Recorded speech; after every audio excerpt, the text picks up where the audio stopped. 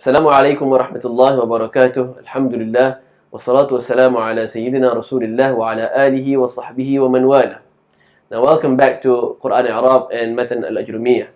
Inshallah, in this video we will begin to study the book that is most famous among the traditional Islamic learning centers, where most students of these traditional institutions, they were asked to memorize this book. Matan al-Ajrumiyyah is a very short book where it is easy to memorize and it's very concise. It covers all the basic concepts of Nahu. Before we study this book, let us get to know the author of this book. This book, Matan al-Ajrumiyyah, is written by Abu Abdullah Muhammad bin Dawood al-Sunhaji, or is more popularly known as Ibn al-Jurum. He passed away in the year 732 Hijrah. When he wrote this book, the discussion of Nahu, which started in the 2nd century of Hijrah, reached its peak in the 8th century of Hijrah. And Ibn al-Jurum wrote his book just at its peak. And this book is studied until now, and most people are made to memorize the whole text. Ibn al-Jurum begins his book by Anwa'ul Kalam, the divisions of Kalam. What is Kalam? Now, at this introduction stage, I'm just going to define Kalam as words. So he starts his book by the division and the different types of words in the Arabic language. He starts his book by defining the word Kalam.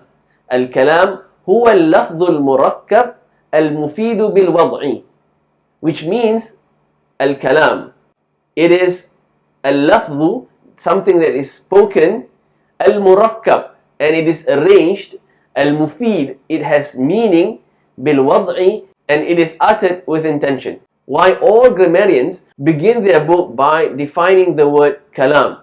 Because Kalam covers all aspects of Nahu.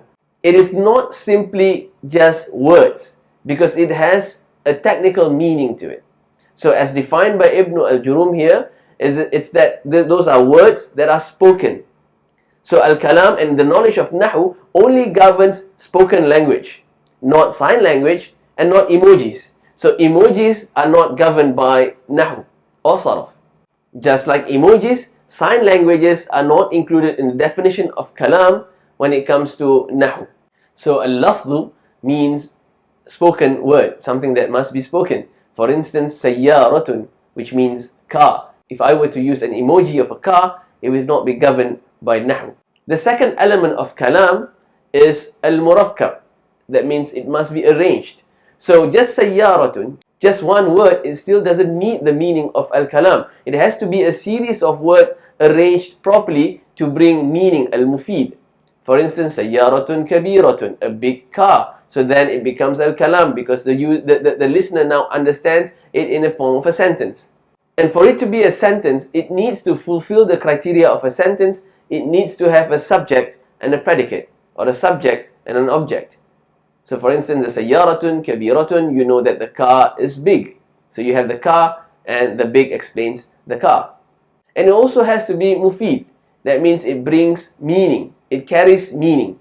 That the listener is not waiting for another statement to explain the first statement.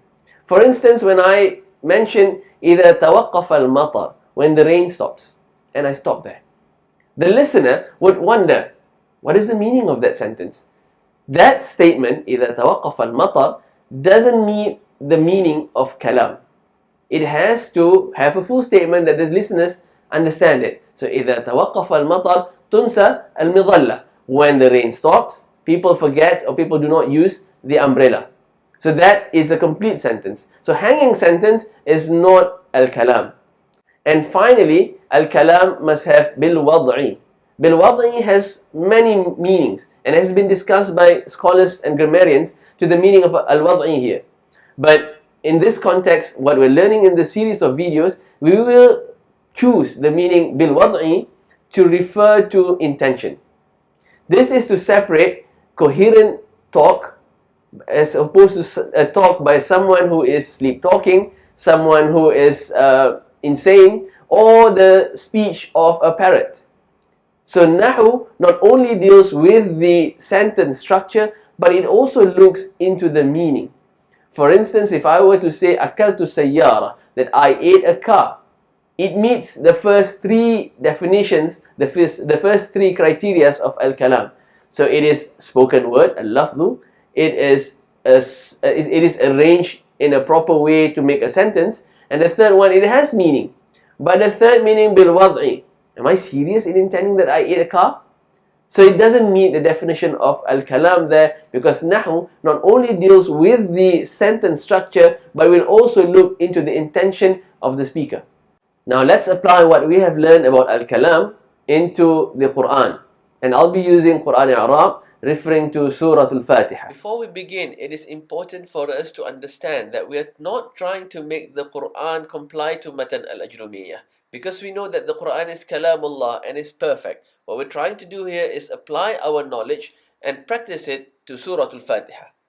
Before doing that, let's turn on all the buttons, Isim, Fi'il and Haraf, so that we can see the different words that exist in Surah Al-Fatiha. We will try and dissect the first ayah, Bismillahir Rahmanir Rahim, or the Basmalah. Now the first criteria or definition of al-kalam, according to Ibn al-Jurum, is al-lafz. That means it has to be uttered. It is an utterance. It is not a thought. And Bismillahir Rahmanir Rahim being part of the Quran, it is something that is recited, something that is uttered. Therefore, it meets the first criteria.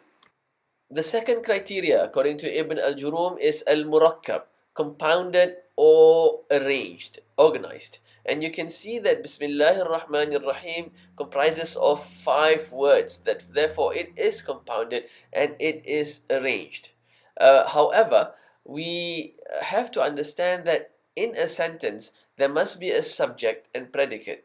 But if you look into Bismillahir Rahmanir Rahim, it appears as if there is no subject to it. There is no who is saying this, who is doing this, what is this. That is the beauty of the Arabic language, where certain parts of the sentence or certain parts of the words even can be muqaddar or implied. Some are visible, some are implied. And in this case of Bismillahir Rahmanir Rahim, if you look through the whole surah, you will understand that there is an implied subject to it, which is abtadi'u, which is I begin. I begin in the name of Allah.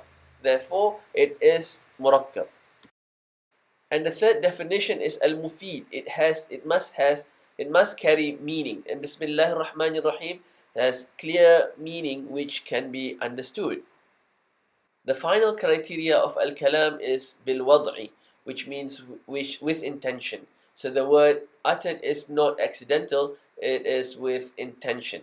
And another meaning to bil-wad'i also means that it is using Arabic words with meaning as intended or understood by the Arabs. And Bismillahir Rahmanir Rahim was uttered with intention to be understood by the Arabs using their own language and vocabulary that is common to them.